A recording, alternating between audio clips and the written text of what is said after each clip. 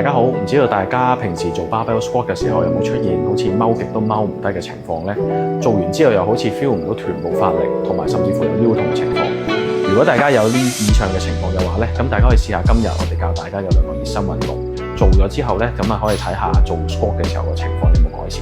第一個動作係改善髖關節幅度。首先大家可以面向天瞓，一隻腳踩住地下，而另一隻腳就向上提起至大約90度，角度可以微微斜向出。